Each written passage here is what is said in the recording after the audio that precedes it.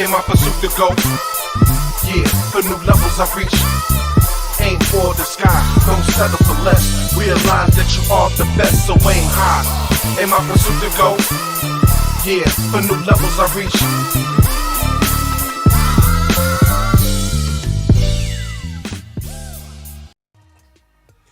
Y'all know what it is.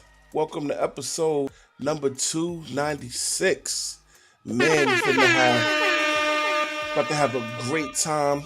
It's your boy. I'm your host, Joe Boss. Follow me at Joe Boss Radio. I got my brother, world famous celebrity DJ Lost and Found. What's goody? What's goody? Too That's what much? you're supposed Oh. See, you talked it up too much. You know what I mean? Say world famous. I was like, You know what I Khaled? mean? Where? Where's Khaled? Where? Listen. And also, we got on this episode very special guests. We got the homie Alcott representing from Cashville, Tennessee. So you having me? Absolutely, brother. Absolutely, man. Glad to have you, man. Glad to have you. Listen, let's jump right into it. So first off, a couple of interesting things that I want to talk to you about. First off, being I know you have a new album coming out. I believe it's called What's a Man to Do? That's right. Let's talk about that. How did you come up with that name? So the album really started sporadically. I didn't really know I was making an album at first. I was just writing stuff, and I ended up with a collection of 15 songs initially, and I realized the common theme throughout it was sort of uncertainty, and just I guess the search for purpose and belonging. I was writing all this while I was in college and sort of transitioning out of college and trying to figure out what my life was going to look like. Yeah. And so I came up with the title "What's a Man to Do?" because I thought that question was kind of the question I was constantly asking myself, and so that's the title came right. from. That's good. So I do want to ask: do you think CHH is ready for this album? Because this is not CHH turn up. You got some real topics on this album. So do you think the people are ready to really soak in the realism that you're talking about here? Yeah, I hope so. I also think that that was never really the goal. As I was doing it, I was sort of just making music that I felt, and so I wasn't thinking about a particular audience at the time. But I hope so, and I hope that it speaks to people. I hope people can relate, but I don't know, man. I hope so. I think they will. I'll say that. I've heard it. Obviously, we shared it with the team. We've heard nothing but good reviews. I've seen on Twitter some of the media outlets that have heard it early, that everybody's had good things to say. So yeah, this is a solid album, and I'll dare to say this is my favorite album so far of the year, 2023. Hey, thank you, bro. I really appreciate that. And and Joe knows I don't like much. I'm just here flabbergasted because LNF don't like most people's music. Don't name nobody. Okay, all right. Well, I'm a collaborator. Don't name nobody, right? I'm not gonna name people's music. I'm not gonna do that. But I will say that it takes a lot to impress LNF, and even myself as well. A lot of things that you hear nowadays, I'm just not with. You know what I mean? Because it seems more gimmicky than actual talent. But I will say for you, I did not get that impression at all. You have real talent, right? And the music is actually, you know what I mean? It's saying something. It's not just dropping bars because you can. Yeah. You actually got a message behind it, and I can appreciate that. And just it's a lot. It's a lot that comes with you, brother. And I was really surprised, and I was impressed as well. So I'm definitely glad to have you on for this episode to talk about it. So you said, as you said before, it was more like you were just writing music just to be writing music, and you decided to. When you look back on it, it was a theme that came out of it. What's a man to do? Right. Yeah, no, I mean, it was actually a lot of the songs came out of a class I was in college that was just a songwriting class, and we would get like prompts every other week, and we'd have to write a song. And so that like kind of pushed me in different creative directions. Like, so for example, there's a song on here that's like it's totally in third person, and so that was like a prompt where it was like do a story song, and then there was another prompt where it was, well, you got to do a song where the hook is just like one, like I think 1 or 2 word phrase, and so there's a song in there like that. And obviously like that's like the rough drafts of those songs like came out of that class, but then I edited them over time.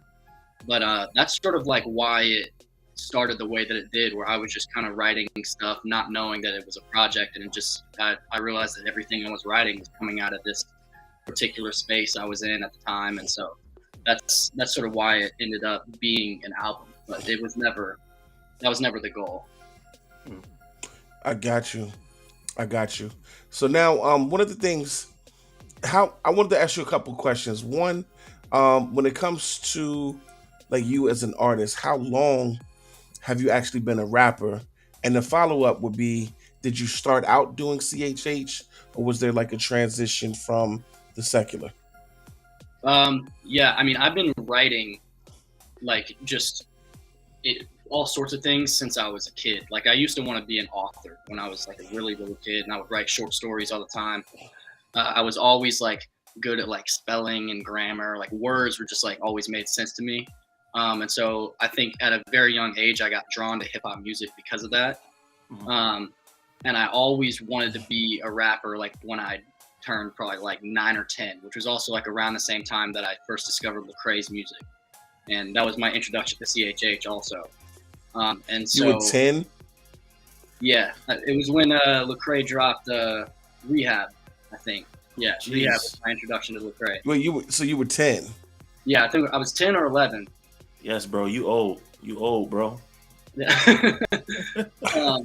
But yeah, I'm gonna save my explicatives for Lost and Found to after the show, because I had a few phrases that came to mind for Right. calling me old. God bless you. How God old was you, bless bro? you. You were what, 20 in your 20s? Definitely in my Like 20s. Yeah, I think I was in my 20s too. I think so. I think 20, the 22. first song that I heard from Lecrae that introduced me to him was Jesus Music. okay. I was 25 at the time, and I remember I was at a pool party actually in Maryland, and then I got there and I heard riding with my top down, listening to this Jesus Music, and I was like, "What is this? who is this?" Right. And that's when I got turned on to Lecrae. I don't remember what album that was on, but After the Music Stops, I think. that was who? After the Music Stops, I think is the album that was on. Yes. See, you're a connoisseur already at 10. Well, I mean, once I got put onto Lecrae, I had to go back and listen to all the stuff that came before. So I kind of got obsessed with Lecrae specifically, but I started diving into CHH like pretty like at an early age. But yeah, I mean, so that sort of opened the door for me to like realize that Christians can rap. Like before that, like I didn't even think of that as a thing. But it wasn't until I got to high school that I started like rapping with my friends on the weekend, like just as like a joke. Like we would do like diss tracks about like girls in our class who didn't like us and like stupid stuff like that. But all my friends would be like, "Yo, like you're actually like pretty good. Like you can rap." And so I was like, yeah, like I brushed it off, and then I couldn't stop though. It became an obsession for me. And so by the time I got to college, I was like, well, let me like actually try this. I like met some producers and got studio time and like started like actually learning how to record and all that. And so I would say for the last like 6 years is like how long I've taken it seriously. But I've been trying to rap for a minute now. Mhm. Wow. Okay. I think we need to check some out. Yeah. Let's check some. Let's get into some music. My man LNF's gonna drop something from you. And listen, this is how we doing it, man. Make sure that y'all sharing the stream on all your social media channels. YouTube, Facebook, Twitter, Twitch. We on all of them. So make sure y'all share it. It don't cost you nothing, but it means the world to us. And make sure y'all tell them to tune in to my man Alcott. Y'all know what it is. Stay tuned and stay blessed. Pull up with an entourage, I feel like Vinny Chase. Could be the Grammys in my mom's garage. At any given place, I'm still the flyest in the room. Require you get plenty space, or write it soon, just zoom away like spider moves on interstates. I innovate this little game, and I do this on the regular. I'm fresh to death and extra blessed, the best, etc. Just set them up, I knock them down like dominoes. I'm tired of those MCs who cease to seize a decent flow. I got a plethora. I'm for the cool AF. You don't wanna mess with the crew I rap, and the shoe I step is too big to be filled. I never wanted my enemies killed, I pray for the foes. They can never keep up with the pace that I go, so basic and slow. So I'm never worried about them. If we talking hits, I got absurd amounts of them. Yeah, it's like my name is Barry Bonds, about to blow up from the underground as if I buried bombs. Every time I'm in this booth, these dudes compare me to the Fonz, cause I'm way too cool for school above you fools like carry-ons. Cool AF. I'm just being me, fresh to death, R.I.P. Monkey bars, hang with me, this is life, take a peek.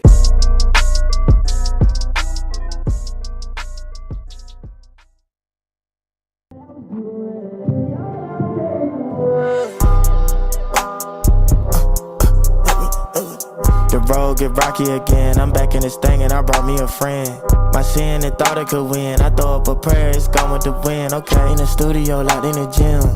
Verses they turn into hymns. God got my back, I get bored at the rim. God got my back, so I'm chillin' just like a massage. I've been beefing with General Zod, but I know that my general God. Ain't no hook on this, chillin', just nod. Ain't no book on this, I had to grind. But the book from the Lord in my mind. Know the world to get caught outside, so I cook in my court inside. It's a beat we gon' eat, I'll slide. In the booth we got forks and knives. I'm in Eden, my Lord in the skies. And he knew way before my design, way before I was photo of pride. Take a picture, you'll see the disguise. Ain't no fiction, the truth.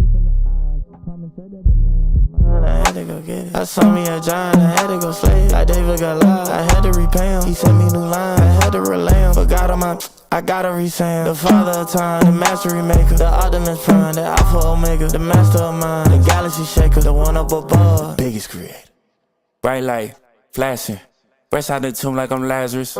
Hop on the beat, no spazzing. Got him in shot like anaphylactic, ayy. They wanna party on crashing. When I pull up, my little shawty like that's him, ayy. Link with the source, I'm tapped in. Whole new world, Aladdin. Rappers is Disney, clean them up swiftly. Floors on cocaine, floors on Whitney. I don't play no games, better come get me. Used to bump Tripley, not a boy Bigly. Verters on what? Verters on top flow. Shout out to TJ, shout out to WAP. The way I move weight, must be a topo. I've been in the gym and I'm tryna get Flacco. Might hit the O, pull up on CG, aiming at Eden. I've been to Peachtree, I say my piece and I dish it like Petrie. Yeah, I'm from Florida, where you need AC. When I say hover, I don't mean Daisy. Hover like Rafa, hover like Nisi, hover like Big Guy ever since DC. When the kid pray, devil get CC'd on.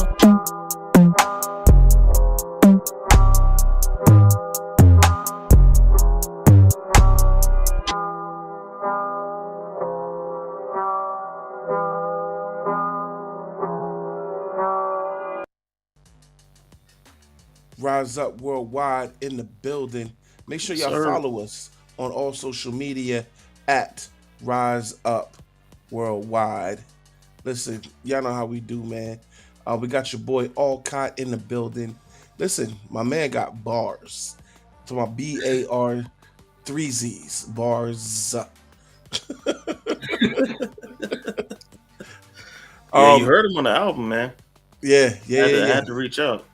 My man got bars. I gotta say your name precedes you, bro. Cause so I remember when I first heard you, and this actually lead into my question. I think Mitch Durrell, I used to on Twitter, he'd always be like Alcott.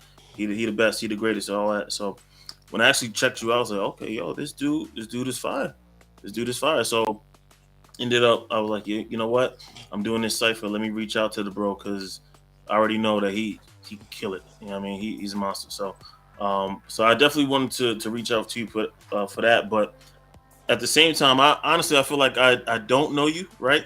Because I don't know if it's branding, because if it is, you're doing a great job. But you have a very mysterious presence on social media, right? So is that a part of the brand, or is it, I hate social media type thing? It's probably a little bit of both, to be honest. When I was first starting out, I wanted that to be kind of part of the brand, but then I felt like I would be sort of just pushed into that whole NF comparison thing, because I feel like he kind of already does that, like the dark and mysterious aesthetic. Yeah, and yeah. I don't want to be that. And so I think I'm still kind of figuring the branding part out. I think it's probably more that I'm not good at branding, to be honest. But I I also am I've never been a big social media person. So I only use it to whenever I post music, pretty much, which I need to get better at, finding a brand of some sort that's consistent. But yeah, there was part of me at some point that wanted that to be kind of the brand, but I'm still figuring it out, to be quite honest. Yeah, as a fan, I think it works, bro. I ain't gonna lie. It doesn't work for most people. Most people need to be active.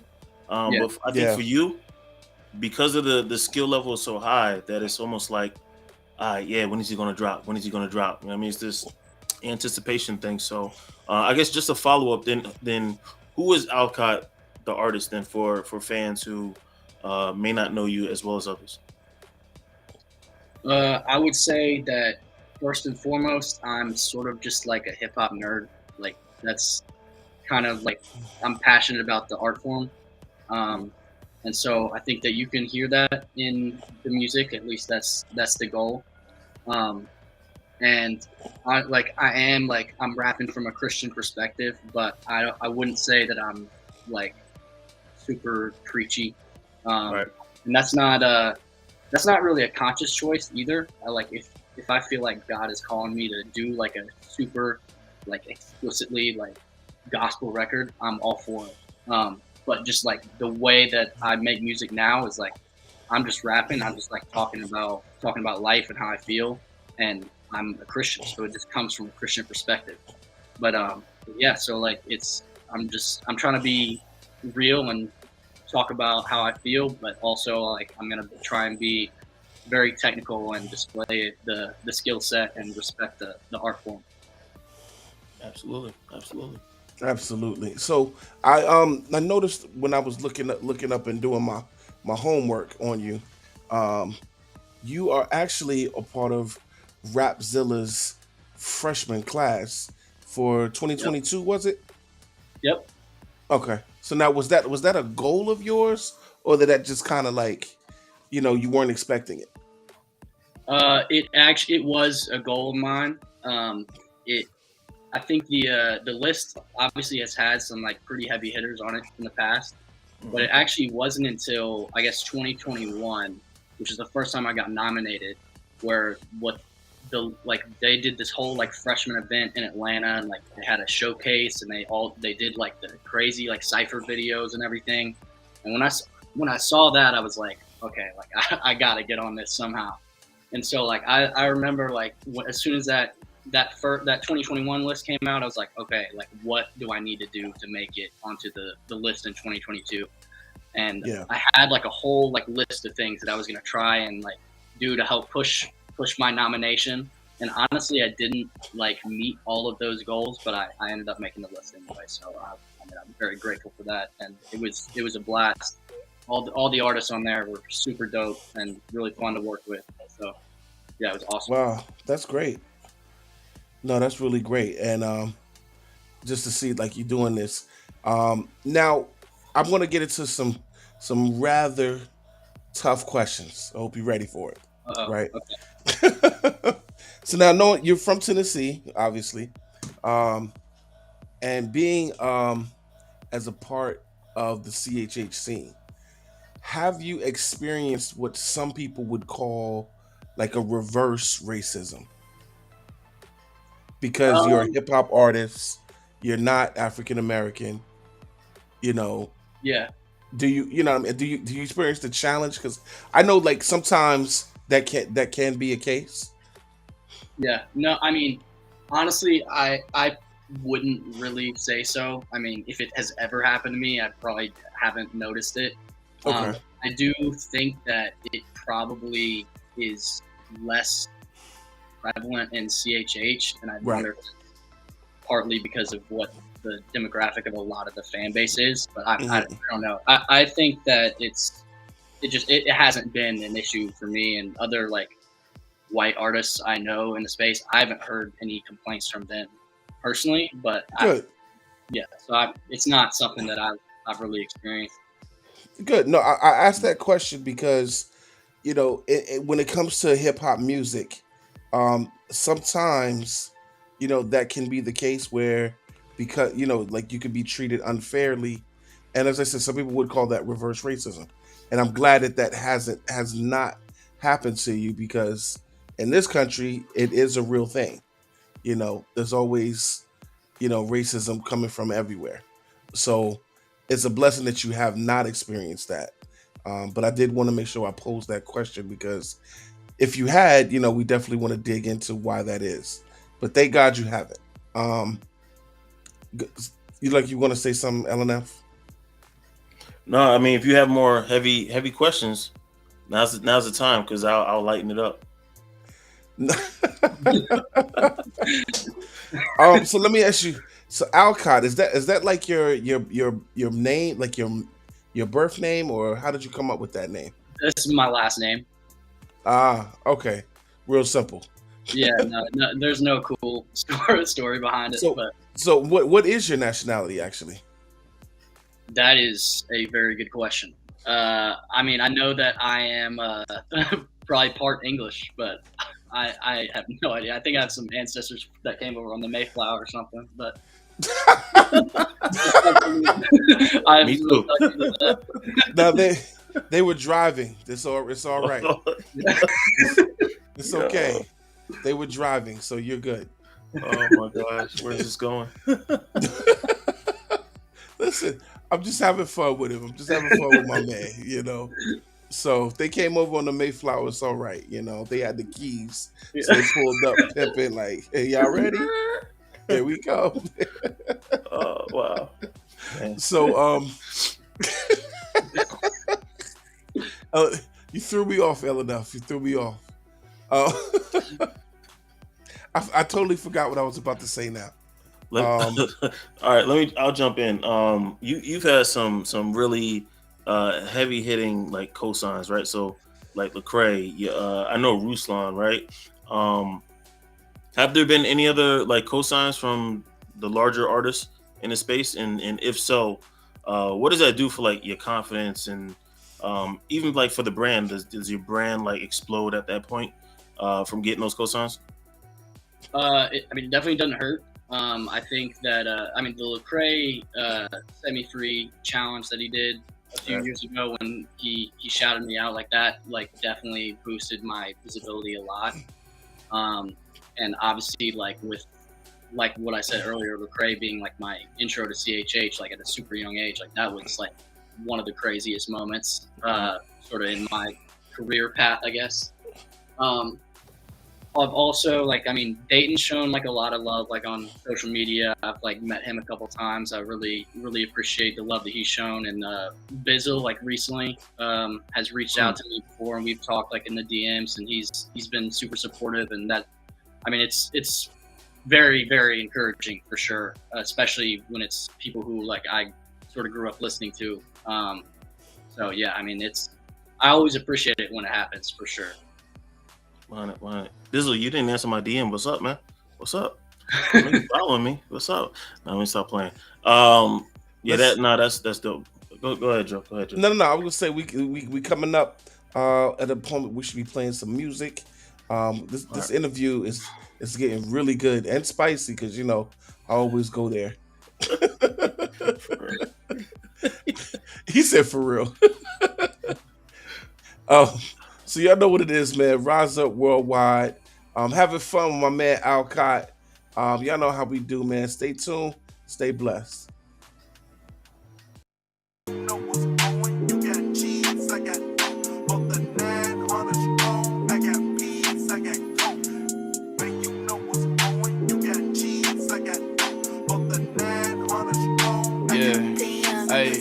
My Homie got a Ziploc pack with a loud herb. I don't ever smoke with the bumps of the powder. Got my day once from the jump, yeah, founders. People outside, you can talk to the bouncer. Let me lay the groundwork. I've been in the booth like 247 and a few more seconds in my true form since a newborn. This is few fourth records. Most people too scared to open new doors ever.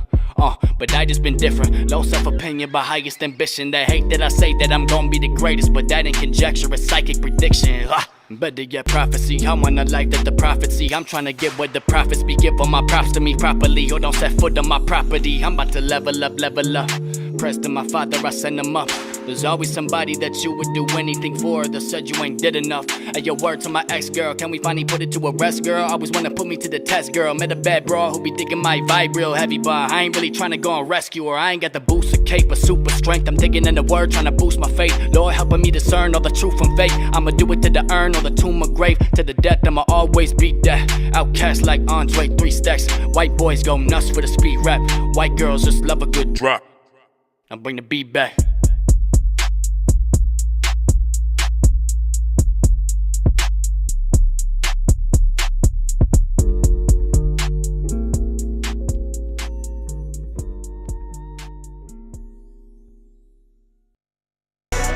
That's a fact.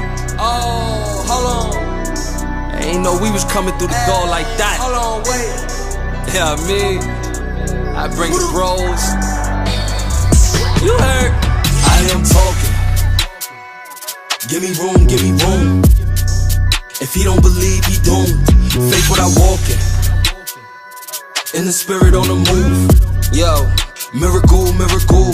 Yo, more than money, endorsement, sonny. Walk with the light, it's awesome for me. 99 had a Walkman on me. I was only 5, but God had way bigger thoughts for me. Got my game right, put the gospel in the form of an arrow. Know what the aim like, Bob, but you can't bite. Bear false witness on the wicked and tell the innocent what they did really ain't right. Oh, God gon' get 'em. Hell got a prison, hope the bars don't hit 'em.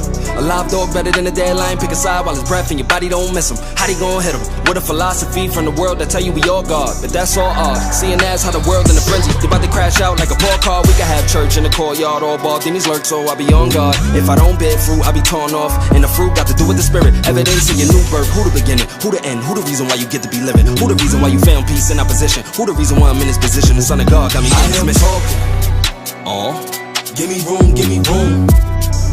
If he don't believe, he don't. Faith without walking. In the spirit on the move. Miracle. Yo, probably with top 5 when I ride by. Put my old ways in the palm box. Demon on one box. Last of a dying breed it in the iron. If I lie, God can strike me dead right now. Jesus Christ is Lord, I run my town. With the Holy Spirit, I will not drown. Peace through the storm, I did not frown. Put on my crown. Rest in peace, Shikari, J Cash, and Suki. You know that I come from the boogie, fitted under my hoodie. I don't talk much, head nod, what's goody? Probably on Broadway, if you not in the hallway. I get busy like all day, you couldn't stop mine like a stop sign, 4-way. You be making out with the devil, that's foreplay, always. On my job, it's all smoke and mirrors, not just night fog. I'm always building something, I'm just like Bob. Vengeance is the Lord's, I won't fight y'all. How can night fall? If God is really for you, who could be against it? For the enemy, hella be the sentence. I'm only gonna rise from here, brother. Look at this world, yeah, the time is near. I am talking. Give me room. If he don't believe, he don't. Faith without walking. In the spirit on the move. Miracle. I am talking. Give me room. If he don't believe, he don't. Faith without walking. In the spirit on the move. Miracle.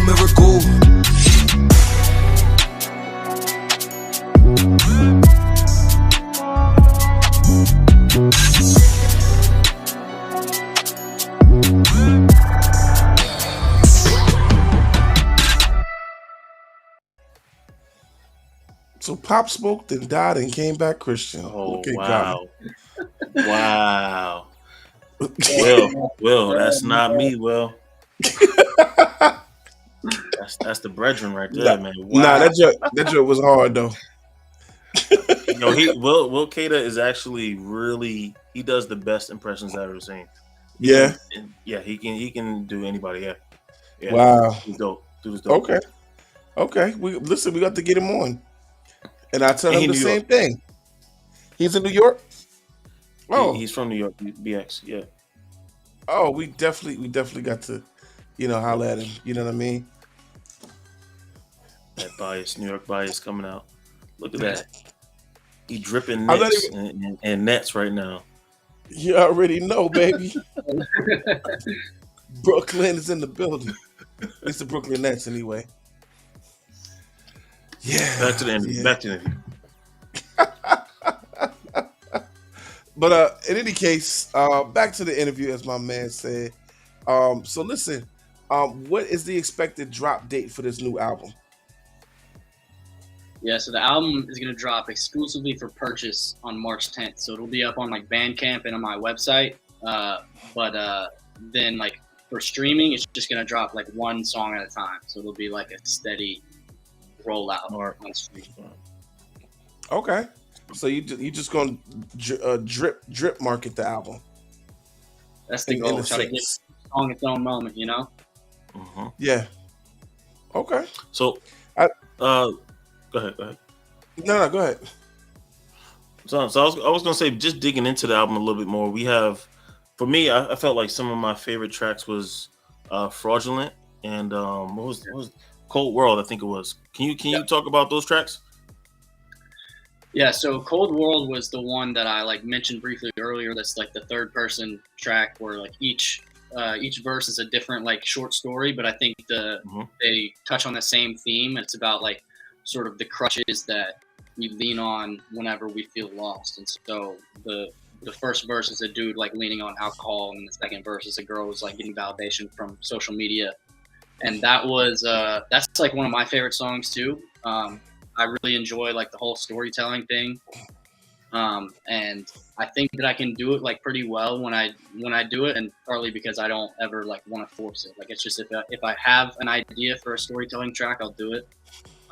But otherwise, I'm not gonna like try to go into that territory. So, and then the dude on the hook, Mike Nelly, I got connected to through Futuristic. I just heard him on some of his music, and I've done a song with Futuristic, so I reached out to him, and he loved the song. He jumped on it, and I mean, his hook is incredible in my opinion.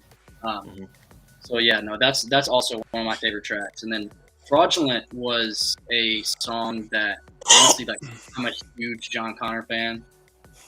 And that was like more just like I want to make a song that I think John Connor would like totally fit on, and so that was it. Terminator. That's behind that. Like the Terminator.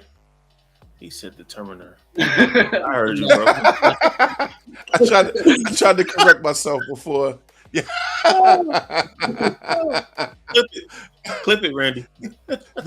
The Terminator is that John Connor.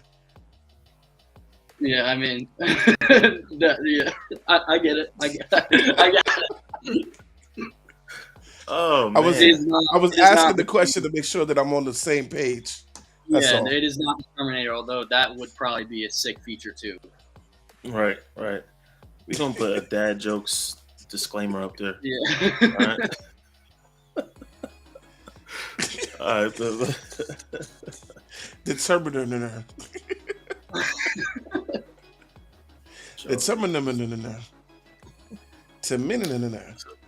So what are some of the other topics? Because like my favorite portion of this album is that middle portion, where you're already talking about, you talking about like Cold World. That really was the one that really touched me, I think. What are some of the other topics that people can expect from the album? Because there is, especially I think in that middle portion, where it just gets really kind of like heavy, you know what I mean? And then you get into like some bigger like features toward the end. Yeah, so I like to think of it as the album is sort of like a process of trying to answer the question that's posed at the beginning, which is what's a man to do? And the first song, I think, is like super, there's like, you can hear like the uncertainty and everything in the lyrics, but there's also like a lot of like bitterness and frustration that's involved in it.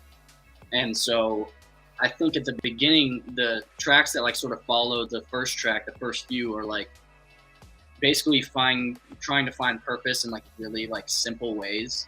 And so like that's when you get the more like sort of braggadocious like rap tracks, because it's just like, well, this is like sort of just an outlet, and this is like what I'm doing. And then as it goes along, it starts to try to answer the question in more I guess deeper ways. Like Balance is one of my favorite songs, and it's like trying to figure out like what is the the balanced lifestyle look like? Like, how do I balance my faith and my career path and my relationships? Like, how do I balance all those things in a healthy way? Like, there's no like formula for it, and that's frustrating, you know, that it adds uncertainty.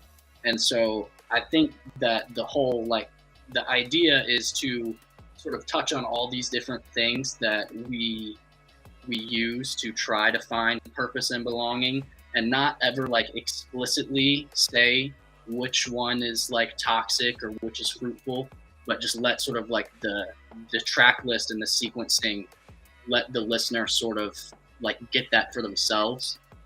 Just because I think that's a more interesting listening experience. But I do like to feel like it gets from a more like sort of frustrated and bitter and superficial point from the beginning to a more fruitful and hopeful moment at the end, without like really like acting like here's a solution and I figured it all out.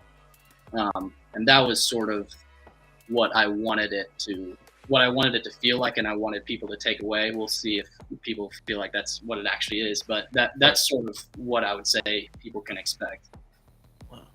So no solution. Yeah, that's good. That's actually because, you know, I think in CHH there's a pressure to always provide that solution or provide that gospel message at the end, and life isn't always like that. Sometimes you're waiting for an answer. Yeah, well, I think that like part of that, I think that's good. Like I listen to music like that, and I appreciate those messages a lot of the time. I think it's really frustrating for some Christians when they're like going through a state of like serious doubt or uncertainty to get an answer back that's just like, oh, well, you just need to pray more, you just need to do this, and then like your problem solved, because it's not always that easy. You know, like sometimes, you know, God is trying to grow you, and it's not gonna like, the answer's not gonna come like that. And so that's why I wanted the ending to be like not really answering the question like it's all figured out, but there's this hopeful like aspect of it. And so I didn't want to be the guy who like comes in and like, here's your answer, and like that wraps up that album. That being genuine to me. Right. Dope, man. Dope. I think you're muted, bro. Oh, I didn't hit the mute button. Yeah, I'm sorry about that. I need to circle back just a little bit to the Terminator, right? Of course, yeah. You like that's the first time I heard someone say that they looked up and had a admiration for John Connor. Can you speak to that a little bit? Like, what about his character and, you know, or character, you know, in general, that you like about him? I mean, the rapper, bro. Yeah, that's what we're talking about, right? We're talking about the rapper. You froze? No, I'm not froze. All right. Well, I'm gonna answer the question. Yes. I mean, that's what we're doing, right? Yeah. Well, I mean, he's, as just a rapper, I mean, he's one of my favorite MCs. I think he's Okay. an artist. But honestly, like if you listen to, like especially like his most or 2 albums ago, SOS, like the content, like although like I can't like endorse all the like profanity and all that. Like, Yep. honestly, a lot of the content on there, like I think is like pretty in line with some of the stuff that I would endorse. And so like he's saying a lot of good stuff in his music. And so that the themes that of the fraudulent track that he's on here, like that I sent that track to him because I think that he sort of aligns with a lot of things that we're saying he could add to it in a valuable way, on top of the fact that he's just like a phenomenal rapper. So that was the motivation behind that. Got you. So, moment of transparency. I was talking about the Terminator character. Yeah, I'm glad that you clarified that for me.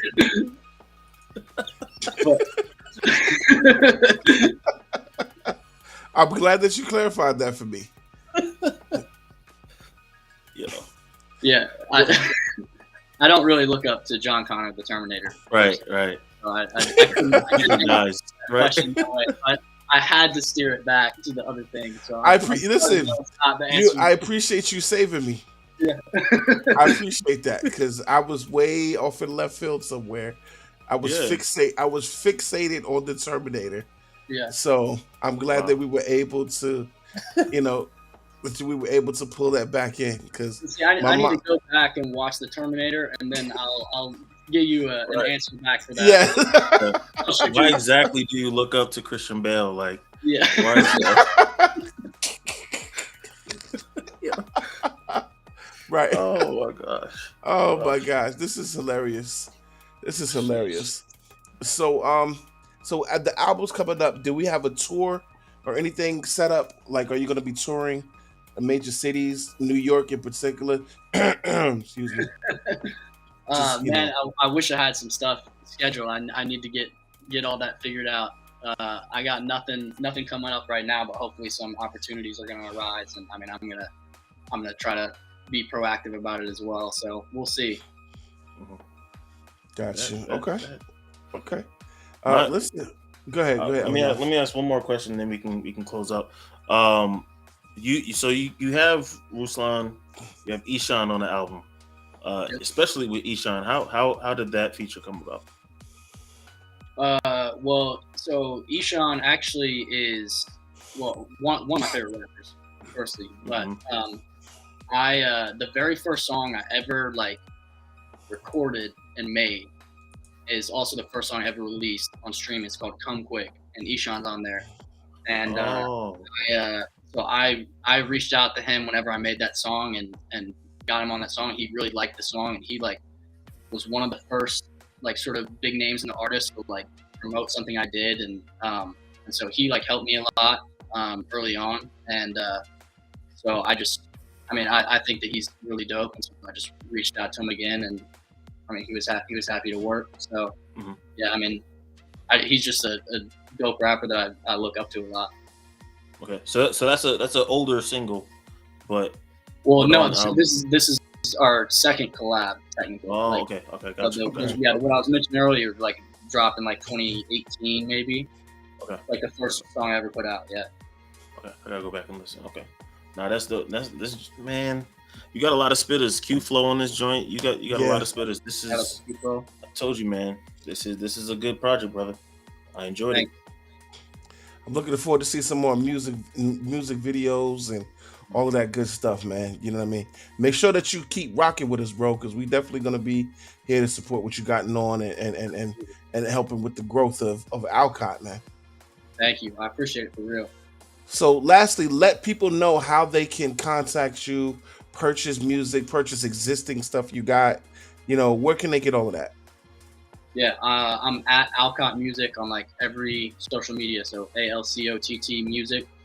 And just go follow me and just stay tuned. There's gonna be a ton of album announcements on my socials. I'll let everybody know when it becomes available for purchase, and then also whenever each single is dropping on streaming. So yeah, just follow me and stay tuned. All right. You know what it is, man. So listen, Alcott, thank you for rocking with us, man. We're going to be going into different topics and everything as part of the second hour.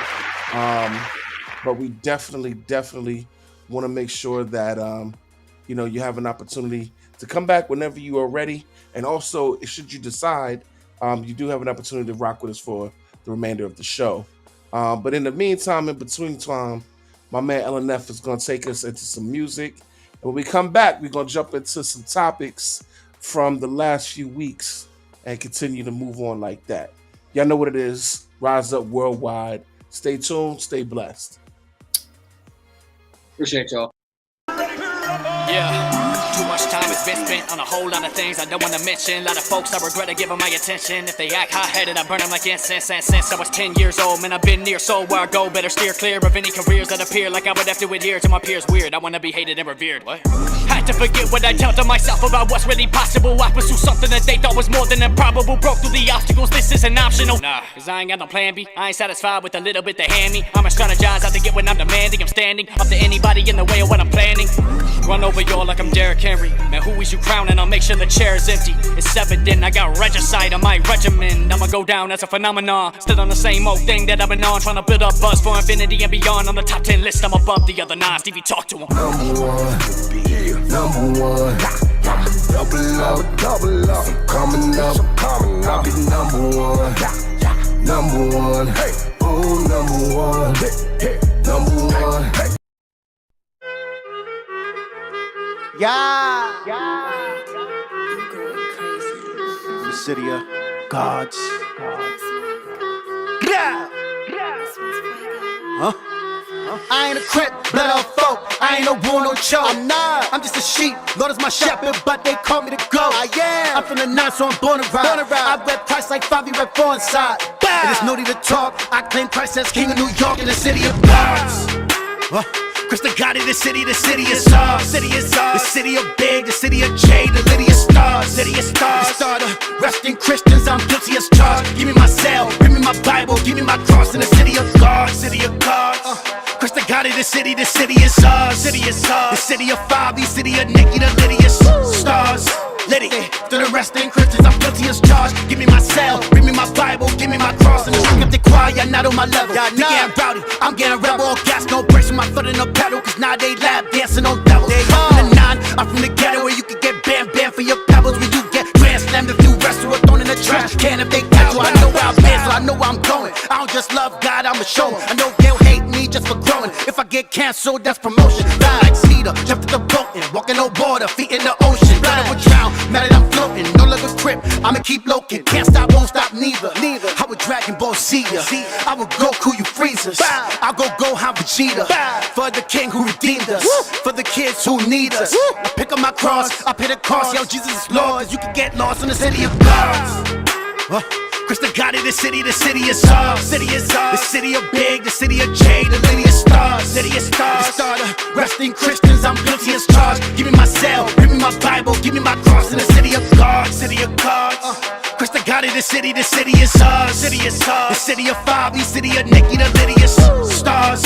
Liddy, to the resting Christians, I'm guilty as charged. Give me my cell, bring me my Bible, give me my cross. And Christ the King of NYC, and I'ma say it till I die. Flow up a class like BMG, and I bring the news like Swayze. They didn't know I'm about to go crazy. Praise glory alone, no KB. As I learn from the greats like Jay-Z. Diddy and Nas, 50 and John, the city of gods. Cause the king of the city is ours. The city of Pop, the city of Kiss, the home of Raekwon. And we're not demons, we're children of God. Inspiring youth to reach for the stars. Flow G-Dap is my special delivery. I bring the fire just like a chimney. Carry the torch, Statue of Liberty. Carry the torch, Statue of Liberty. From Brooklyn to Queens, we get it crackin', Manhattan to Staten. We make it happen, can't forget about the Bronx. Cause that's where hip-hop starts, in the city of gods. Chris the God of the city is ours. The city of Big, the city of J, the Lydia's stars. The starter, resting Christians, I'm guilty as charged. Give me my cell, bring me my Bible, give me my cross in the city of gods. Chris the God of the city is ours. The city of Favi, city of Nikki, the Lydia's stars. If they stood arresting Christians, I'm guilty as charged. Give me my cell, bring me my Bible, give me my cross in the city of gods. That joint was pretty hard, man. Yes, sir. City of gods. Yeah, that joint is going hard for New York right now. Clifford Gray, City of Gods. Yep. We got to get him on, man. Got to get him on. The joint definitely goes hard, man. I'm noticing that in the latest hits, it's a big drill music influence. Yeah. You know what I mean? New York, yeah. In New York right now. I mean, the joint is hard. Don't get me wrong. I'm not saying anything is wrong with it in per se, but I'm definitely hearing big drill music influence. And that's cool. If that's your thing, no disrespect to anybody, and I don't mean it as no shade towards anybody. I mean, I might have a joke every now and then. Y'all know how I do. But drill is it, bro. Drill is it. Drill is in. Drill is in for sure. I love drill. Been listening to drill for a couple of years now, mostly UK drill. But yeah, New York. I appreciate this type of drill where it's not the type where they like sampling R&B and using that as like the melody. But this this is dope. This is dope.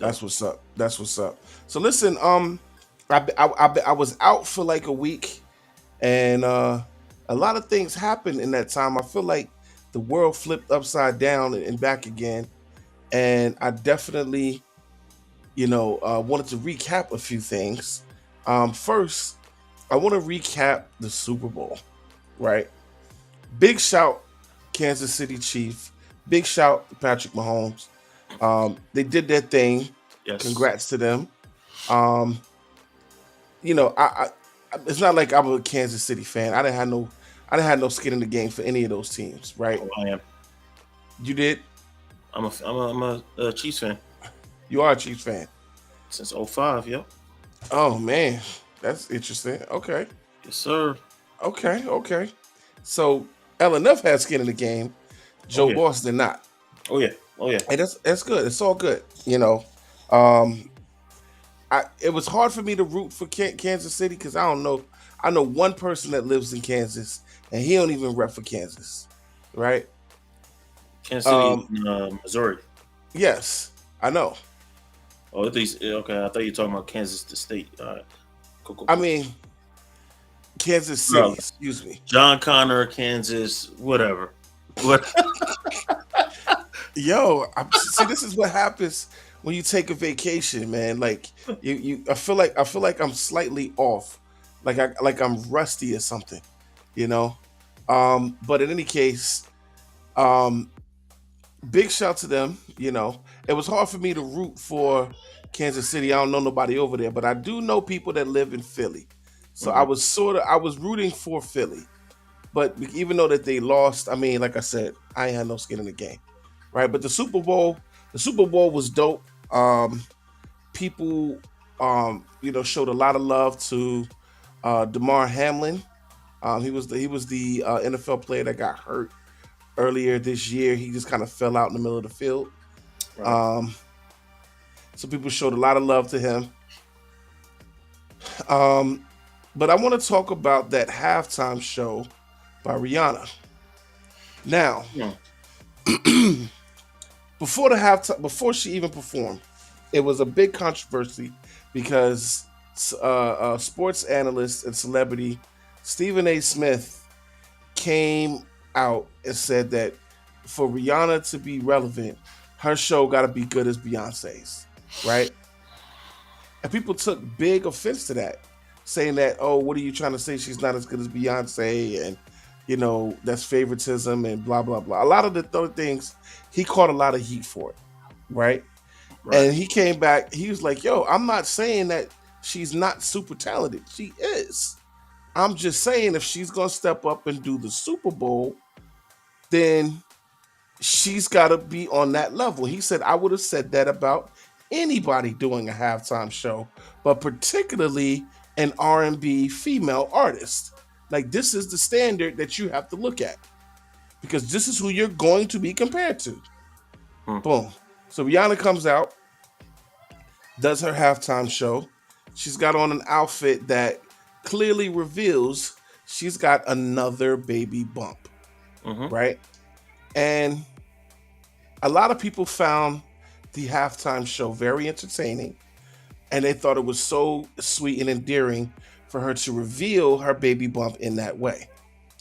I do agree with the latter, right? It was the most interesting way I've ever seen someone reveal that they're pregnant. I will say that. The songs that she performed for the halftime show were great. However, for a halftime show, in and of itself, I thought it was boring. I did not personally like the halftime show. The only good thing about it was her announcing that she was pregnant. I just think that, you know, and I do give her grace for the fact that she got out there pregnant, looked like she's a good 6-7 months pregnant. She's 6 months. Right, and did a halftime show. I give her full credit for that because, you know, my wife carried our child. A 6 month pregnant woman generally isn't doing all of that, so I give her a lot of credit. But it wasn't that great of a show. I think you know she did great with product placement. I think she did great with having a lot of dancers and a lot of things going on. Don't get me wrong. People had a lot of jokes about those dudes dressed in white. But I think the show, out of, if I was to rate it on a scale of 1 to 10, I would probably give it like a 6.5. Okay. So was there anything redeemable? Redeemable from the show? Right. Was there anything from her performance that was redeemable? I mean, she sang her butt off. You know what I mean? You sure? I'm not even sure that I don't know. I thought I saw a couple times where there was words coming out and she wasn't speaking. She wasn't singing. Now I know it could be a backing track, but I don't know. She didn't speak between the songs. That's a dead giveaway. You know what I mean? For an artist not to speak at all. Yeah, I'm not so sure that she did that live. Maybe recorded it live and then they played it back. Yeah, it did sound like live vocals, but I was like, something's off. Off. But I'm not an expert, so. Hey, you know what? Now that you say that will make a lot of sense. I don't know if she sang it live, but now that you say that, her being 6 months pregnant, probably not. Probably not. Here's my pushback for that. The whole 6 month pregnant thing, I think, and I guess it's not for every woman, right? But there's women out here who are still running at 6 months pregnant. You know what I mean? So I feel like people use that. And yes, don't get me wrong, it's an amazing thing for a woman to be pregnant and be able to perform, because some women are bedridden by 6 months. Right. At the same thing, you know, when we're talking about a performance is a performance. It's either good or it's bad or it's indifferent. Right. And I actually agree with you. I think that the performance was lazy. I expected a lot more. I did too. You know, and couple little twerks and all that. I saw her do that, but it just came off lazy to me. It was like promising in the beginning when she was on the platform. I was like, okay, this is about to be something. Like this. We got a whole show going on, and then it was just more of that. And for me, it ended up just feeling like a medley. Like, yeah, these are good songs, but this is not a performance. You just next song, DJ. Press the next song, DJ. That wasn't no performance, man. I mean, like I said, she made the best of it that she could. Like, there was definitely some Fendi placement, yeah. Yes, there was definitely not Fendi, but I know what you're talking about. Savage Fenty. Yeah, there you go. Yeah, Savage Fenty product placement, which was smart. You know what I mean? Like, she probably did the best that she could do given the circumstances, right? Being 6 months pregnant, didn't know that. You know what I mean? Like I said, the thing that makes it a good show was the fact that she actually did it 6 months pregnant. That's the highlight of the show, right? Past that, I wasn't anything else out of the show that says, wow, this is amazing, you know, except for the stage that she was on was going up and down. Right. That probably, you know what I mean? Like, that was probably the next best thing to see it go up and down like that. It was creative, but again, what wasn't the best show. And you know, listen, all things given, I still give it, you know, almost a 7 comparatively. You know what I'm saying? She was much better than a lot of previous Super Bowls that have been out there. I remember the Super Bowl after Janet Jackson was so boring. Nobody even remembers who that was. I have no idea who that was. Yeah, and nobody cares because it was garbage. It was safe. It was safe. It was safe and it was boring. Right? To this day, Justin Timberlake, Janet Jackson had the best Super Bowl halftime show. Because it was dope before the nip slip, right? That was just the catapult at the end to make you go, oh snap! Oh snap! Mhm. You Okay. know, right? And Madigan, you're right. Her catalog is impressive, but Yeah. that's not to say that she's not a dope artist. She is. She's one of the best R&B artists to do it. But her halftime show, It was, it was weak. It needed to be more. You know what I'm saying? But I think, given the circumstances, she did the best she could do. So I am leaning into that. And maybe am I being a little bit harsh? Maybe a little bit. But when it comes to entertainment, I want to be entertained. It's the halftime show, right?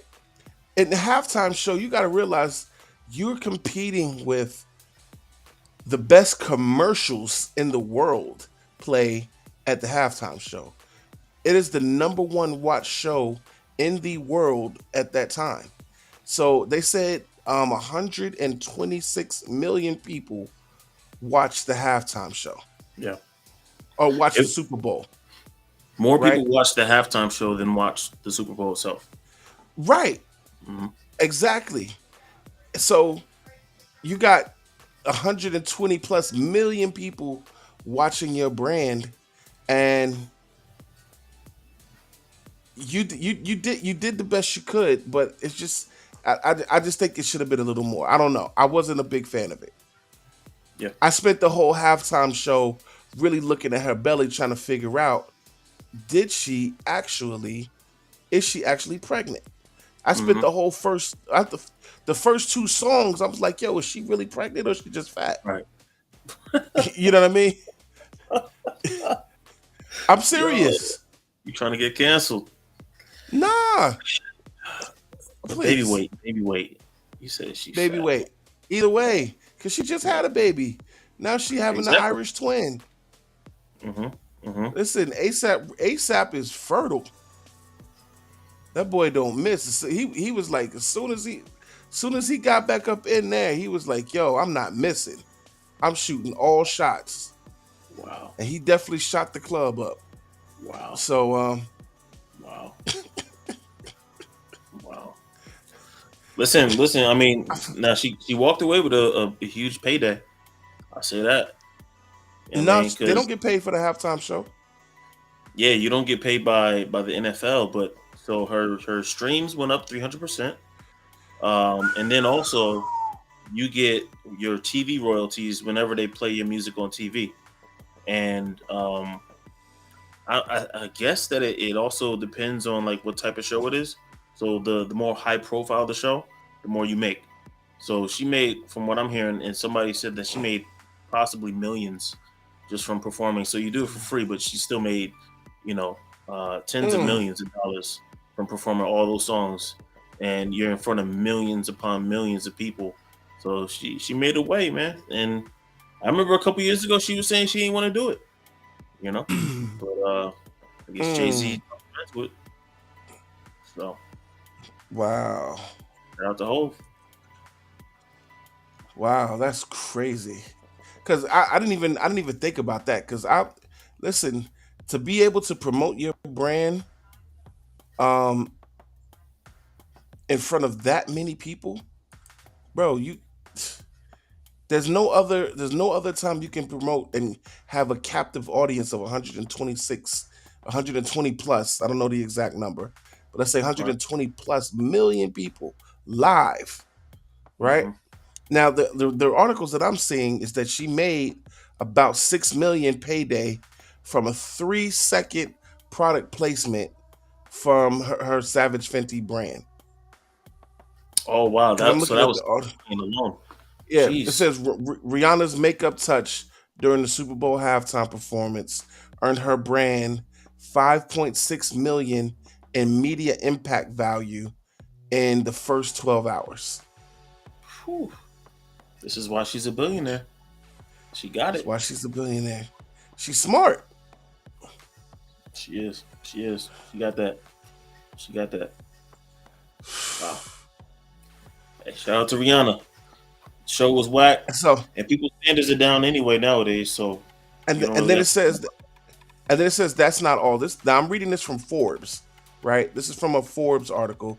It says the 12 hours following her performance, the pop star generated $88.3 million in media impact value, according to the brand performance tool Launch Metrics. That's 27% of the total Super Bowl's coverage.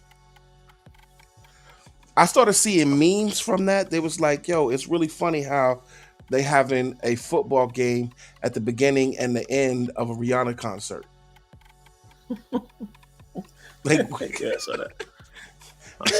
I was like, yo, that's weird. I didn't know they did football games at a Rihanna concert. That's crazy. They got that one. They got that one. So anyway, when we come back, man, let's jump into some music. When we come back, we're gonna jump into some more topics, man. It's a lot going on, guys. There's the Asbury revival that we gotta touch on. We gotta touch on the NBA All-Star weekend, which was really, really powerful. I'm still gonna get into the invest into yourself, which that's gonna be pretty good. We're gonna talk about Jay-Z. And yeah, we're gonna continue to go from there. So y'all know what it is, man. Rise up worldwide.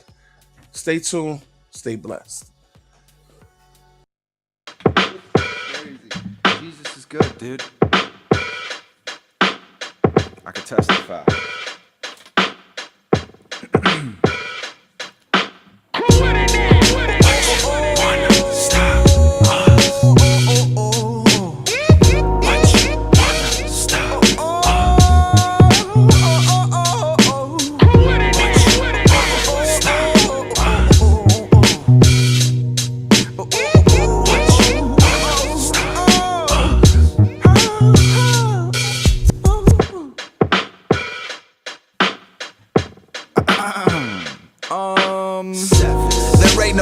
Quite like this, comfortable in his Christ-likeness. Flip like a light switch, with rhyme sharp as an ice pick. Holy Spirit shaking my arm as I write this. Anointing dripping off my aura, 30%. I always leave a nice tip, homie. I'm a nice kid, nice with the rhyme scheme, blinding the competition like some high beams. You know what I mean?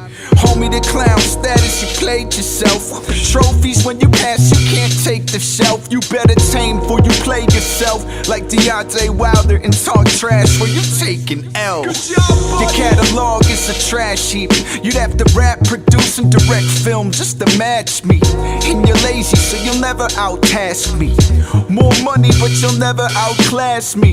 You're so plastic, you could always outmask me. But in the afterlife is where the last laugh be. Yep, it's the truth, homie, believe it. Anything else and you've been duped, homie. You clearly need to listen to my album looped, homie. Then go take good notes on what to do, homie. Don't worry if I'm hood enough. Just be concerned if you're even good enough to speak my name, much less burn it up. We all be the maker and your turn will come. Plus I heard down in hell that to turn it on. What you wanna stop us? What you wanna stop us? What you wanna stop us? What you wanna stop us? Yo, so uncircumcised Philistine head looking chop. Get him, D! Every line that I quote is packed with the high dosage of a cure that can give the blind divine focus and make the eyes open. Reverse the psychosis with the shock that can revive the mind at high voltage. As they ingest the cure and accept the Lord. Pray on the threshing floor and connect with God. I know the devil and his demons will be angry and attack, but they can rest assured we'll be dressed for war. Just like the story of David and Goliath, there are giants in my way, but just like two boxes weighing in right before they contend, we're facing off and I will slay them giants, cause God has given me what it takes to win. The devil's like a hungry lion that's been caged and then let loose. He He's on the hunt and he wants to see Dayton's end. He wants to kill me before these lyrics escape the pen. Cause God is glorified and these rhymes can be traced to him. I do the matrix bend, dodging arrows Satan sends. My shield of faith won't dent, my armor isn't paper thin. This sword is cut through bone if it was waved at him. So tell the devil I am on my job but won't accept the wage of sin. He cannot hold my tongue, it's like a loaded gun, ready to pop off like Peter, boy I go ham. Noah's son, this for his chosen ones. Just know that the cobra's underneath the foot of Christ. So if we walk like him, we overcome. One. Who said they gonna stop us? Him? What you wanna stop us? Sure, buddy. What you wanna stop us? What you wanna stop us? What you wanna stop us? Yo, thank you so much for checking this out. Make sure to subscribe, like, and comment. We appreciate all the love as always. And if you really want to show support, check out the Sent Ones web store. Cop yourself a dad hat. Cop yourself 5 panels. And make sure to get that Golden Era tee on lock, you dig? Handle that. Man, Rise Up is in the building. Yes. Man, I'm glad you played that song, bro. That's actually one of my favorite songs in a while. What's the name of that song again? It's Stop Us, Cephas. Cephas. Yeah, Stop Us. Yeah, Stop Us by Cephas. Man, that joint is hard, bro. First off, I love that beat. I wish I could get that instrumental. I would do like an unofficial remix and add me a 16 to it just cause. You know what I mean? So Cephas, if you hear it, holla at me. Or if you can get the instrumental, LNF, get it. I promise you I'll have a 16 ready for you for next episode. I'll see. I had him on Twitter. Yes. You know what I mean? Because that joint is hard. I love that beat. It's one of those beats you just get on and like, all right, let me say something on this. You know what I mean? So yeah. So let's talk about the NBA All-Star Weekend. Man, there was a lot. There was a lot to go over and cover for the weekend. First off, it's always people talk about, you know, let me backtrack. So let's backtrack to the GOAT debate, right? That's how I want to start track, because as we all know, recently LeBron James has become the all-time leading scorer in the history of the NBA. He just broke Wilt Chamberlain's record. Kareem Abdul. And Jesus, thank you, Kareem Abdul's. I knew when I said well, I'm like, wait, that's not it. Kareem Abdul-Jabbar's record for the most all-time points, and on top of that, he's still got a lot of life in him. LeBron James could easily put in 3 more seasons if he wanted to, right? Because at age 38, he's still putting up 30 and 40 point games. Yeah. Now, is his team doing as well as you would expect them? Maybe not. You know what I mean? But in a team sport, sometimes you may be talented, but it doesn't mean that your team can hold up the weight of the talent that has gone on that you bring to the table. And you know what? In reality, it's okay and it's not okay, right? Yeah, he can't carry the team no more. It's over. He can't carry a team like that no more. Not in this NBA. And the reason is because in today's NBA, for your team to be super successful, you need at least 3 All-Stars on the team. You need at least 3, right? The last 2 All-Star team to do it was LeBron James and Kyrie Irving back in, I believe it was 2015, when they won the championship in Cleveland. Since then, it's been 3 All-Star. Even before that, it's been 3 All-Stars per team. In fact, LeBron James was part of those big three when he started doing his thing in Miami, when it was him, Dwayne Wade, and Chris Bosh, right? Now, people always want to compare him to Michael Jordan. I will say I don't think you can compare them because one, they don't play the same position. Two, their style of basketball is completely different. And just the pure size difference of the two is different, right? Like in reality, if you compare LeBron James to somebody from Jordan's era, and I noticed this when they brought Wilt Chamberlain, LeBron, and Karl Malone to the podium in recognition of the top 3 scorers in NBA history. LeBron James is the same size as Karl Malone. Okay. And Karl Malone is a power forward. Yeah. And LeBron James, small forward, but let's be honest, LeBron James is what they would call a point forward. Something like Scottie Pippen used to do. He played power forward. He played center too. Yeah. Even Magic Johnson. You know what I'm saying? Like, that's who you would compare LeBron James to. Secondly, his style isn't the same as Michael Jordan. Michael Jordan was the person, give me the ball, I'm going to make it happen. LeBron James is, we going to make it happen one way or another. If I got to give you the assist, cool.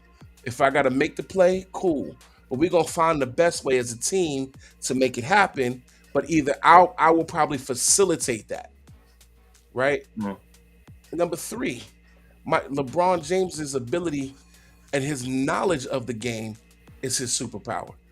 On many occasions, players have talked about LeBron James knowing their coach's schemes and knowing their play schemes almost better than the players. Like, he just knows. He's just his knowledge. Like, they call him the GM because he's like a player coach in reality. You generally only see that in point guards, but at his level, you know what I mean? It's a different game. So I say all that to say is that LeBron James is the GOAT, and I just wanted to stamp that. LeBron James is the GOAT. Now, y'all gonna argue with me. Y'all gonna have differences of opinions. That's cool.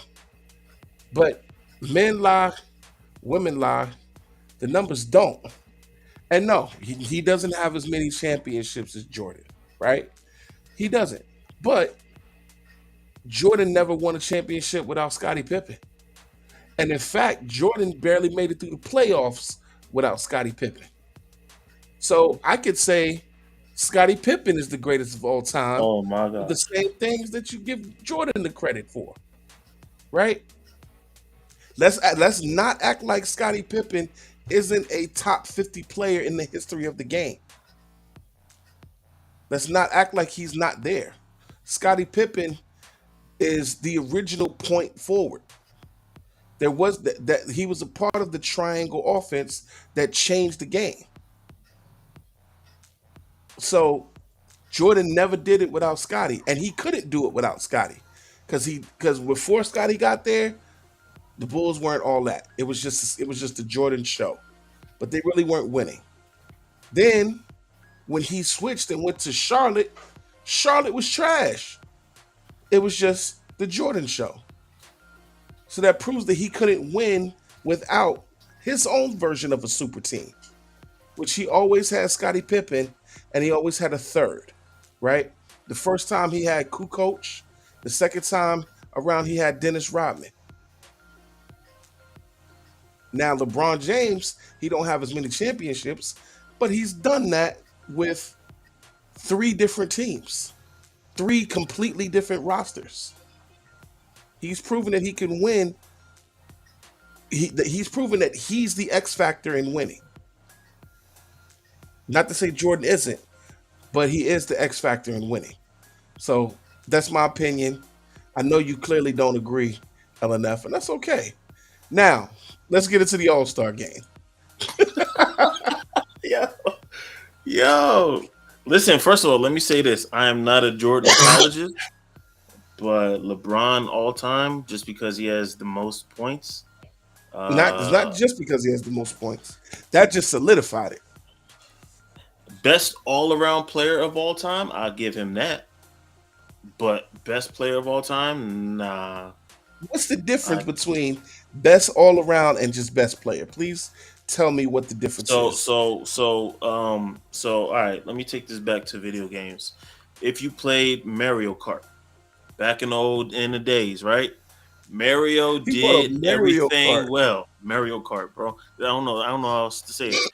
But Mario did everything. If you chose that character, he did everything well, but nothing great. Whereas you had somebody like, I think Bowser was like the strongest dude on the cart, but he was mad slow. So he's stronger than Mario in this one area. So listen, this is LeBron is Mario. He's great. He's really good at a lot of different things in your set if you go with him. But as far as the greatest of all time, I can't give him that. I can't give him that. He also has, I mean, because if we're going to use that, then who would you say is the most clutch player of all time? Of all time, most clutch player of all time. That's gonna be hard. It would probably be Kobe.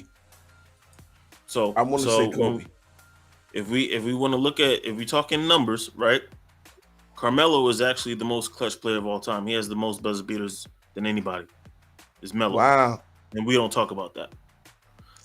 Vince Carter has the most buzzer beating 3-pointers of all time. So if we want to talk about who's actually the most clutch, why don't we talk about those two? It's always MJ. You know what I mean? It's always, I go Kobe, I go KD. You know what I mean? Right. So to me, it's not the numbers is one thing, but man, that's a hard thing to push. LeBron the best ever. Like top 5, yes. I'll give him top 5, but man, best I can't. Yeah, that's a struggle. Go ahead. All-Star Weekend. Wow. I can't believe you said that. Wow. We need to bring Chris Broussard back on here. That's what it is. Yeah. Yeah, we gotta reach out to him. Yeah, bring the bro back on. So all right, so let's go back into it. So as y'all know, the team Giannis won the All-Star game, and they had a different matchup, or a different way of picking the All-Star game, is because this time they picked the All-Stars right before the game started. So you didn't know who was going to play on who. It was like pickup basketball or playground style basketball, where they picked their team right then and there. And it was official. You know what I mean? I like that they did that, because you couldn't really plan ahead. You just had to get out there and play. This dude, Jason Tatum, got out there and completely balled out. 55 points in the All-Star game, 27 points, and I think in the third quarter. Just completely balled out. Got the All-Star game MVP and set the record for most points in an All-Star game. And listen, not for nothing, Jason Tatum is the future of the NBA. Like, once LeBron goes and KD retires, I think Jason Tatum is it for sure. Interesting. We'll see. I think he's it. You know what I mean? He don't seem to carry no drama around him. He's got the skill set. He's on a popular enough team in the Boston Celtics, where you either love the Celtics or you hate them. But because of that polarizing nature of the Celtics, that causes them to be in the news a lot. So, you know what I mean? And then obviously Giannis is also one of the faces of the NBA. Right. But, you know, it's Jason Tatum is right there. Wow. I think that's wow, another hot takes, man. Yeah, full man. of them today. I can't see it. You can't see Jason Tatum? Reason being, so he scored 55 at the All-Star game where they don't play defense. Amazing. I'm amazed. Right? That was basically a Rihanna performance. Great. Wow. Okay. So that along with this man is not great until I see him perform in the playoffs. He got shut down last year. Him and the Celtics got shut down. They had no leader when it came down to it. It was turnover city. Who did they play? I forgot who they played now. It wasn't Brooklyn. It wasn't Brooklyn. Philly? Was it Philly? Yeah. I don't remember. Maybe it was Philly. I don't remember. But regardless, he folded. So if he can come back and redeem himself this year and be that dominant, you know what I mean? Talking about scoring 50 to send his team to the finals, okay. Then we can start talking about it. But until then, like, you got to show up, brother. And he ain't show up. Listen, he's young. Remember, the boy's only 24 years old. He's got a long time, right? But he's got a long time to make up for that performance last year. So we'll see what happens. So he was only 23 years old. I thought he was about 27. Nah, he's young. Okay. He's young. He was born in like the year 2000, I think. Right? Jeez. Yeah, he's young. So, yeah. Another hot take or another highlights from before the actual game. Big shout to Damian Lillard for doing his thing. Dame Dollar won the 3-point contest. And he's one of the all-time greatest shooters in the league. He came out there and did his thing. I will say also, the biggest highlight for me, and I haven't said this in a long time, was the dunk contest. Man, whoever said white man can't jump lied. Because this boy, McClung, got out there and showed everybody what time it was. Why are you looking at me like that, sir? I mean, please continue to blush over the dunk contest. You said blush over it, you said? Yeah, it's uninspiring, if you ask me. Wow. He was cool. Mac McClung. He was cool. He's like the perfect, mold of a dunker. You know what I mean? Not too tall, not too short, super athletic, creative. So I like what he did, but I didn't feel like he had no competition. You didn't feel like he had no competition? No. Nah. So I have to disagree. I think first off, the dude that jumped and put both his arms in the rim. The dude from the Knicks. Yes. Sims. Bruh. His jumping ability is literally through the roof. Some of the dunks they showed his head, he was looking down into the rim. Right? He like just wasn't as creative. Bro, he wasn't as creative, but his pure ability was just impressive. Okay. Biggest issue with him. That dunk is no longer as impressive. You know what I mean? We saw Vince Carter do it the first time in a dunk contest. That was amazing. Right? But he did it with two hands though. No. What he did was he pulled himself in. He pulled himself up. That's not showing your jumping ability. Anybody could do that. That's no longer impressive. Pulling yourself up. Where we do that at? That's not your legs. Now your arms is into it. Yeah, I can't. Nah. When I saw that, I was like, nah, that's a joke. That's a joke. And then he couldn't get the envelope open. It was like, nah, showmanship wasn't there. Go ahead, sit your behind back to the Knicks, man. Nah.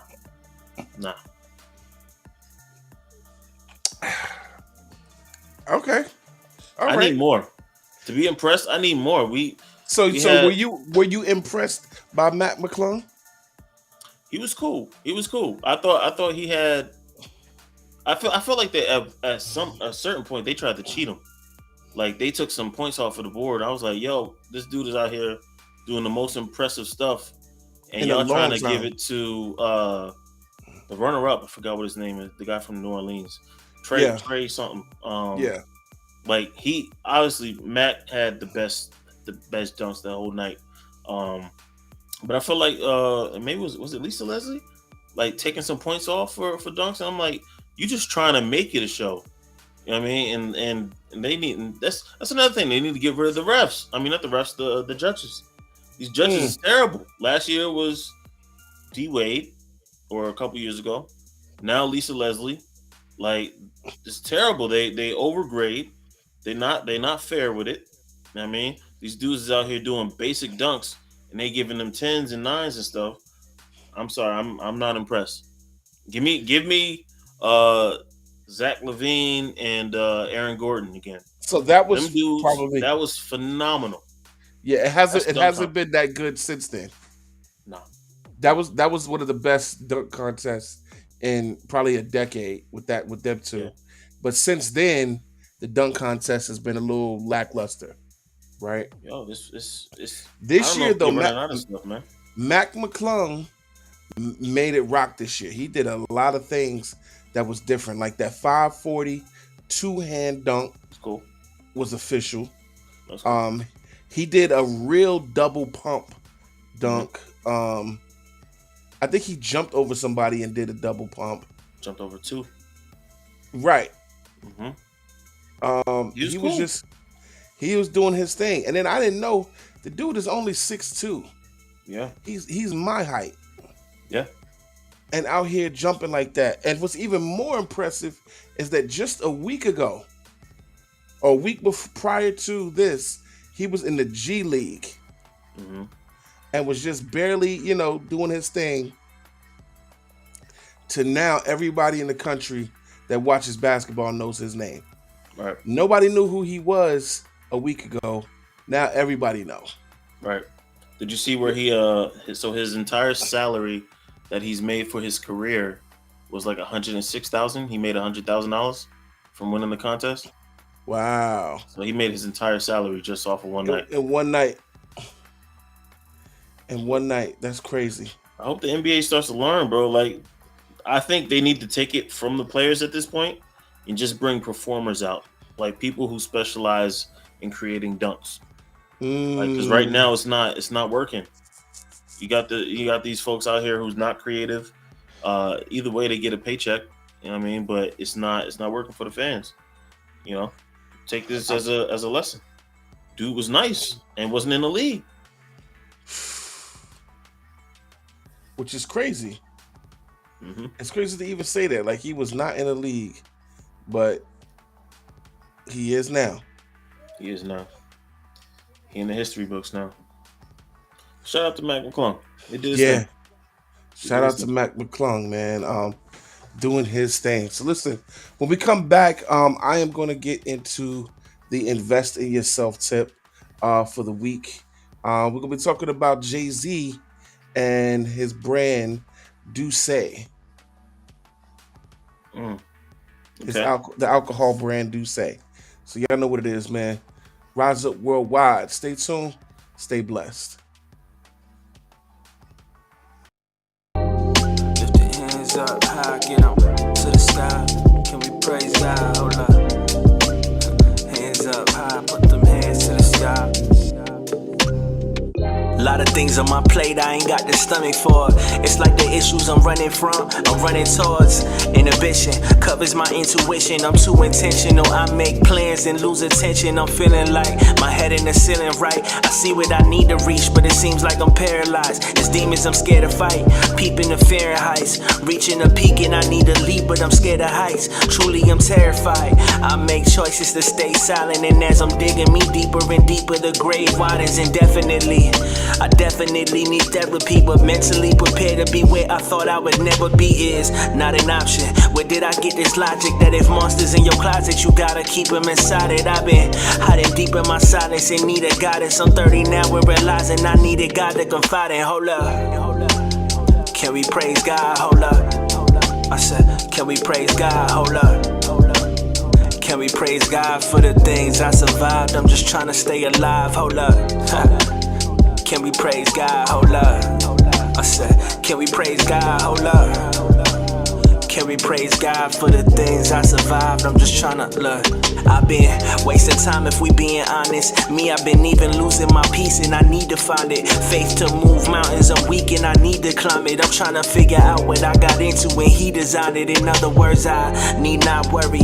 Know that there's a time for this, I'm kinda confident that I need not hurry. He told me slow to speak, cat got my tongue so to speak. I'm busy tryna register message with no receipts. I'm not too good with correction reflected in my demeanor. I need to see or receive it the way you mean it to be.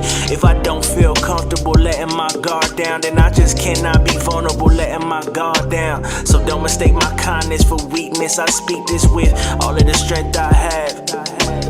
Holding back tears, it's been too many years, but I'm here despite my lack. So praise God, hold up. Can we praise God, hold up. I said, can we praise God, hold up. Can we praise God for the things I survived? I'm just trying to stay alive, hold up. Can we praise God, hold up. I said, can we praise God, hold up. Can we praise God for the things I survived? I'm just trying to stay alive, hold up.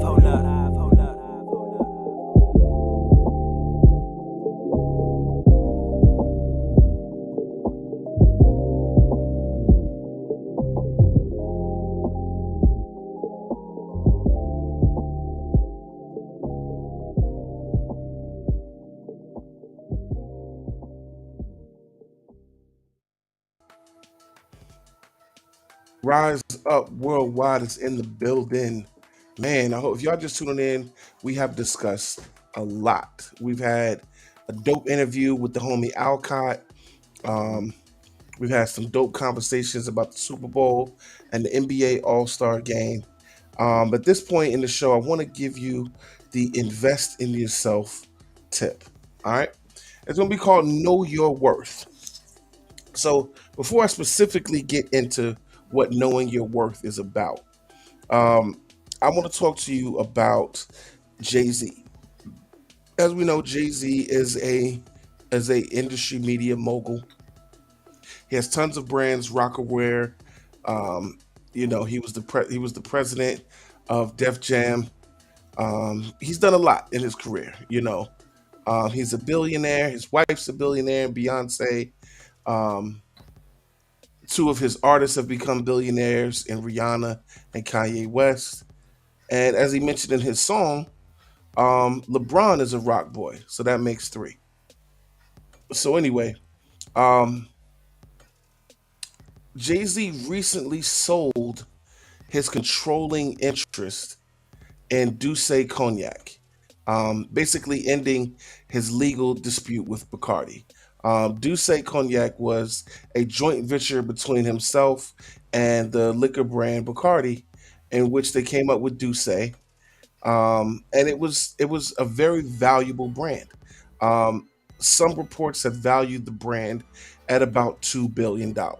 Right?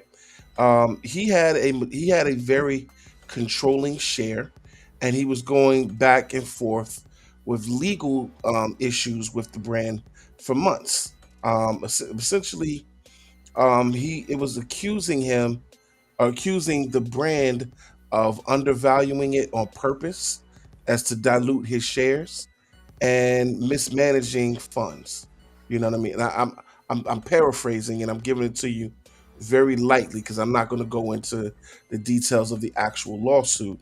But what I am going to tell you is that at one point he was going to try to buy out Bacardi for $1.5 billion, and then they went into litigation, and then they've recently come into a settlement where he sold his majority stake for $750 million off of a liquor brand, Douce. $750 million, which goes to show that one of the most profitable investments he has had nothing to do with his talent, had nothing to do with him as a rapper, nothing to do with him as a mogul, but from a secondary business that he created and partnered with, because he built his name up. He built himself up. He built his business to the point to be able to do something like that, right? Um, he's been a cultural phenomenon since, you know what I mean, since he's came in the game. Um, so why did I bring up Jay-Z, right?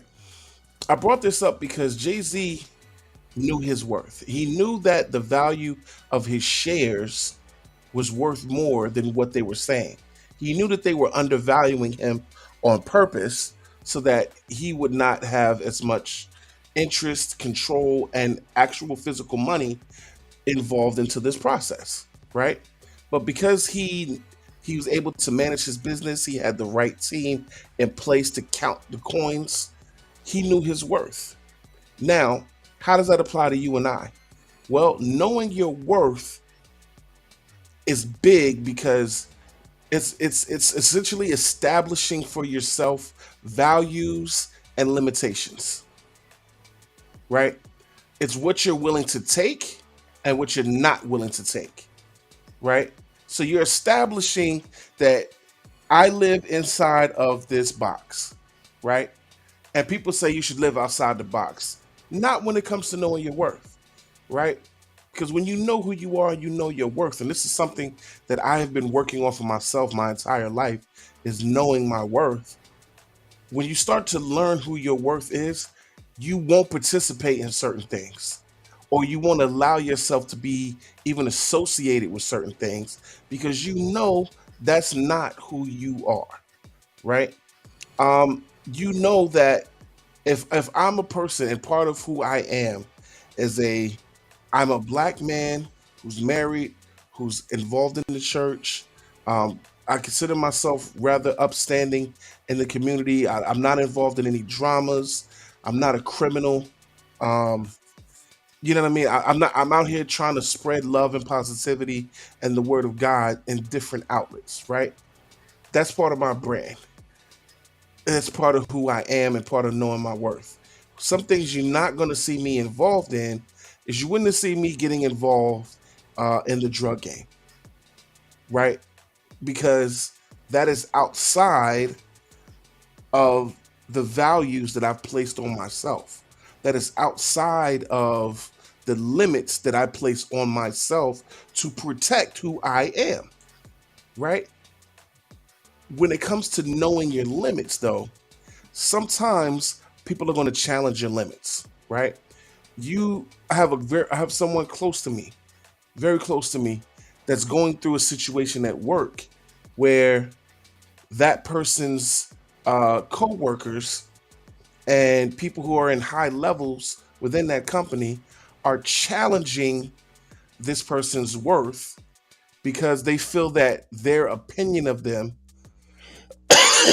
excuse me, their opinion of Mr. or Mrs. Doe, right? Mr. or Mrs. Jane Doe is lower than what the person actually brings to the table. So they personally try to devalue this person by talking down to them, always challenging their decisions, even saying things that are disrespectful in an underhanded way, right?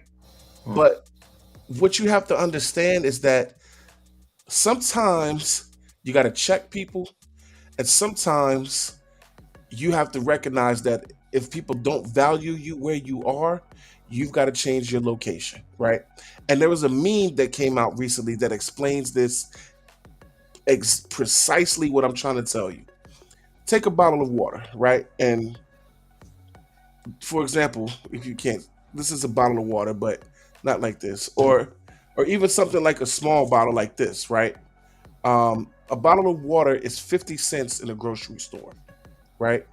And a vending machine, it may cost you $1, $2, depending on where the vending machine is placed, right? If you try to buy a bottle of water at an airport, it's going to cost you $5. And if you try to buy it at like something like a Six Flags, an amusement park, it may be somewhere $6 or $7 for that same bottle of water. Now, what's the difference? The difference is the value that is placed upon that water because of the location. So anytime you don't feel valued in a situation, simply remove yourself from that situation and go where you're valued, because you have to know your worth. Jay-Z saw a situation going on with cognac and the brand that they co-created in Douce. I hope I'm saying that correctly. You are.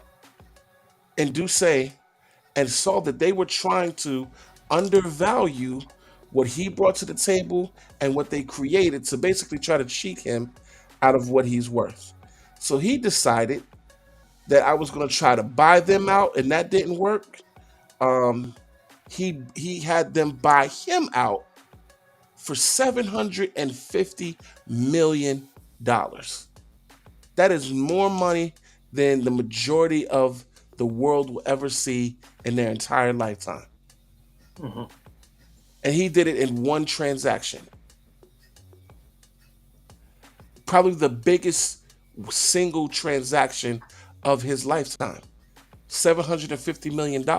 So now he's a multi-billionaire because he's a billionaire on his own. Beyonce's a billionaire on her own, and he just got a whole another 750 added to his estate. So if he's not a multi-billionaire, he real close. And a lot of times these celebrities, they have investments you don't know about. So I'm sure at this point in his life, he's a multi-billionaire. You just don't know about it. So I say all that to say is make sure that you know your worth, right? Sometimes you have to hold your ground when people don't want to respect your boundaries. And it's hard. It's really hard, especially when it comes from a place that you don't expect it. You would expect your friends and your family to respect your values, to respect who you are. But a lot of times people can become too familiar and they become too complacent and they don't respect your values. And then you got to check them. And you know you're checking them, and when you do and you know that they're challenging your beliefs when they say certain things like, "Oh, you too good for us now. Oh, you think you somebody now. Okay, your business is so big now you can't hang with us little folks," right? When people say something like that, that means your belief in yourself is challenging their belief in you. And that's okay. Challenge them. Because at the end of the day, you have to know your worth. You have to know what you're willing to take. You have to know what you're willing to be a part of. And you have to be willing to set the boundaries to protect yourself from others and protect you from making some really, really tragic mistakes. And that's my Invest in Yourself tip for the week. Wow. Okay. Man. So when you were sharing that, I had a couple people come to mind.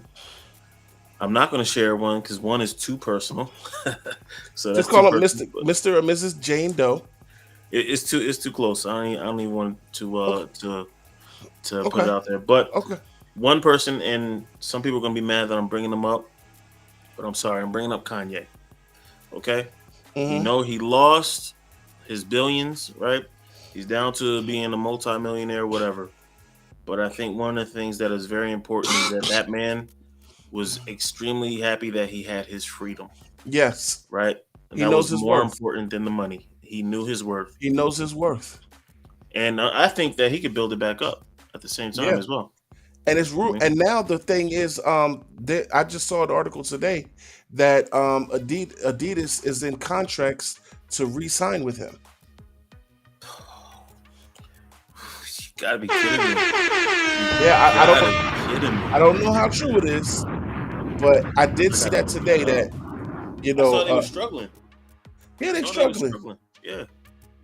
Jeez. Is that Yeah, bad? yeah. Listen, Listen, well, I want that thing with an apology. You know what I mean? I want you shaking hands with the black community and apologizing to them. I want that. Is the whole Kyrie thing. I want a list. I got a list of people you need to go to first before I do anything. Before I save you. Listen, it's I'm looking at an article right now. A website, Gear Patrol, talking about it. Will Adidas bring Kanye West back? Another article says Adidas is reportedly begging Kanye West to return after suffering debilitating loss due to unsold Yeezys as mega brand dropped rapper for controversial commercial. This is as of today, February 21st, 2023. This article came out 14 hours ago. Wow. Adidas is suffering. I need you to hold off, bro. I want to get some Yeezys. So I need you to hold off as long as possible. Listen. Bring that price down. Bring that price All down. the Let me way get some down. Yeezys right now. Facts. Yes, I didn't even think about that. This will be the only time. Listen, I learned a long time ago, never pay full price. And if Adidas's are dropping down right now, I might have to look into getting the pair because this will be the only time I'm gonna buy some Yeezys at the price tag could be talking. I'm gonna get a couple. Listen, if they could bring it down to 200, we could work with it. 200. I could work with. I'm trying to pay Marbury prices. Let's see, you going too low. remember the Marburys when they came out? Yeah, they ain't gonna be in Walmart, brother. This ain't gonna be in Walmart. Listen, I had like 4 pair of those Marburys. I still got a pair of shorts. Mm-hmm. I can't remember the name, the actual brand that it was called. It's not Starberry. I don't remember. Starberry was his brand, but he had a whole shoe line. He had a whole clothing line, everything. Everything was $14.99 or less. Yeah. Completely less. It was built for those who had less than. And they tore him apart. And they tore him apart because he basically he was a threat to the sneaker industry. And what the way they got him out was the other sneaker companies, they did something with the suppliers. They said, all right, if you continue to sell to him, we're going to stop doing business with you. That was the only way they was able to beat him, because they were trying to hurt him by going after his suppliers. Right. And that's why they didn't last but like a year.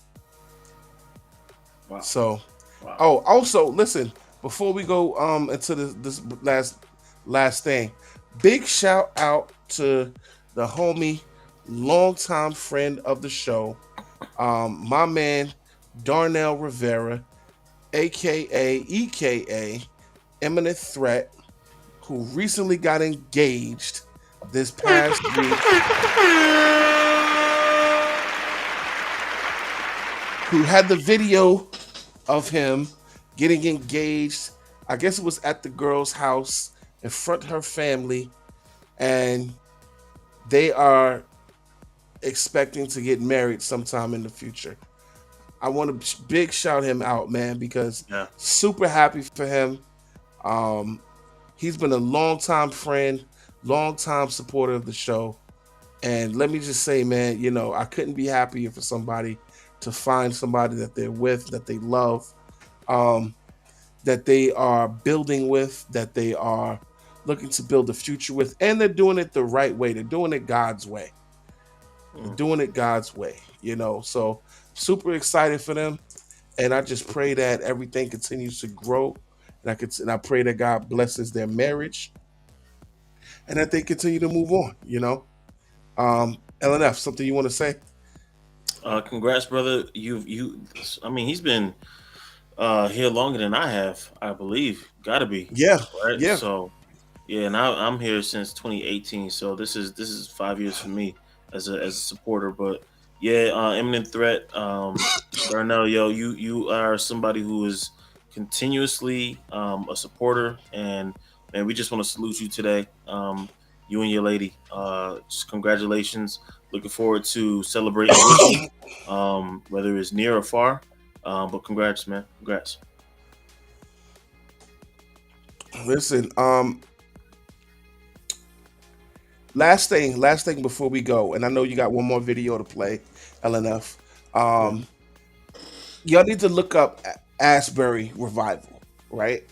Asbury University in Kentucky what started out as just a regular Wednesday night service has sprung into a 24-hour going on, I think 10 or 11-day revival that's been nonstop. And God is moving. God is moving. They said the last report from Fox News said that 50,000 people have flocked to the Kentucky town to be a part of this revival. And it's still going on. They just stopped it from being, the university had to stop it from being a 24/7 thing for security purposes. Right. But it's as today it would be 13 days. And it's just amazing. It's been round the clock, and it's been dubbed the Asbury Revival. Just round the clock worship, revival, people praising, getting saved.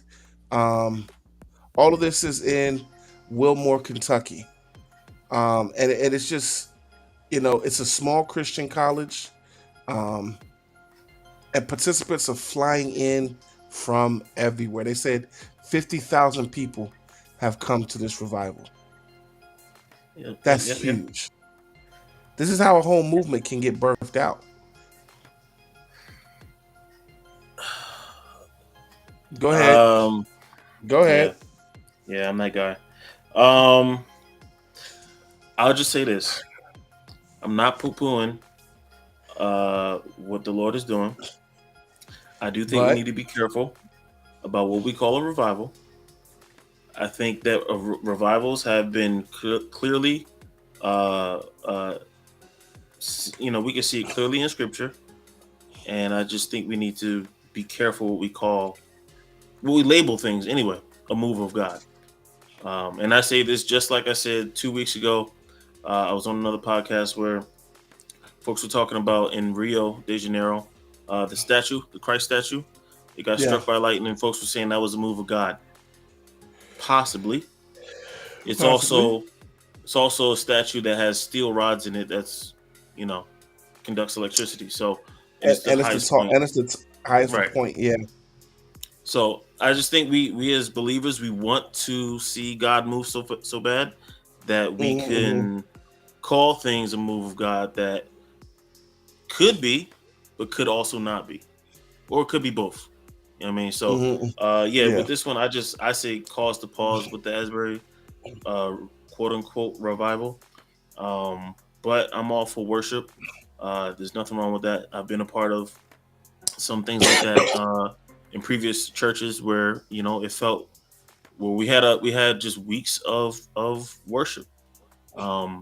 But yeah, like I said, I think it is a cause to pause to label things revival. I think Scripture outlines what revival is. So that's all. I'm not trying to quench the spirit either. Yeah, no, I feel you. It just gives you a pause. You know what I mean? You're not quick to call it something that you're not sure of. And that's respectable, Test the spirit by the spirit. Exactly. And that's it. So listen, that's going to bring us to the end of our show. LNF is going to lead us out with another music video. And listen, make sure that y'all tune in each and every week. Make sure you subscribe on whatever your favorite media channel is, whether it be YouTube, Facebook, Twitter, as well as we have the audio channels. So this way you can listen while you're driving, while you're working out at the gym, whatever you're doing, you'll be able to tune in and consume this content free of charge. free of charge. All right, y'all know what it is. Rise Up Worldwide. We about to see y'all next week, and of course, we'll be right here on the same bat time, same bat channel. Stay tuned. Stay blessed. Greetings, family. My name is Joe Scott, and I am the senior financial professional here at the Rise Up Financial Agency, where we make insurance personal by providing an elevated level of support for future-proof living. It's 2023, and it's time to make this your best year financially. We would love to sit down with you and have a financial review where we go over all of your life situations. Did you recently start a new job and need to roll over your retirement plan? Or did you start a new business? Did your family increase in size with the birth of a child? Or, on the other hand, did someone pass away? What about a teen that's going to college for the first time? Or you just graduated college and you're about to start your first job? Either way you look at it, all of these are reasons for us to sit down and review. All right? Let's sit down in person or set up a virtual meeting so that we can review all of your information and make sure that we put you in the best position to have the best financial year you've ever had. All right?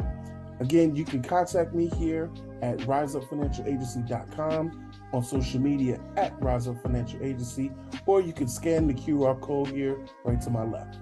I will speak with you soon. Let's make the best year ever.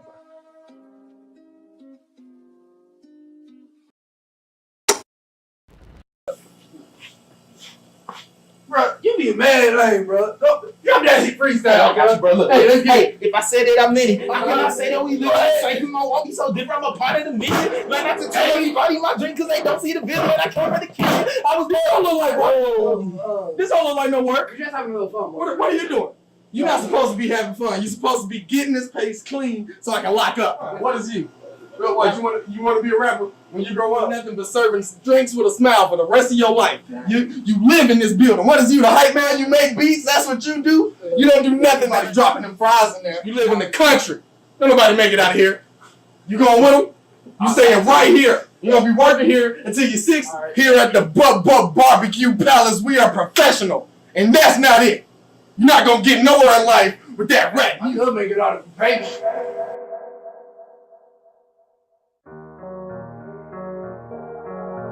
Yo, yo, yo. Oh, yeah, yeah, yeah, yeah. Oh, no, no. Hey, if I said in a minute, I cannot say that we live in the same, cause my walk be so different. I'm a part of the mission. Learn not to tell everybody my dream, cause they don't see the vision. Man, I came from the kitchen. I was back there making beats on the pots and nobody would listen. And now look how I'm living. They gonna say when I sit at the top that they knew I was different. It's okay, I done got used to the snakes. Had to build me a garden with them in the rats. Gun on a knife, man, I promise I'm used to it all. I done had everything in my bag. Some things never change, you just get used to it. Learn how to live and react.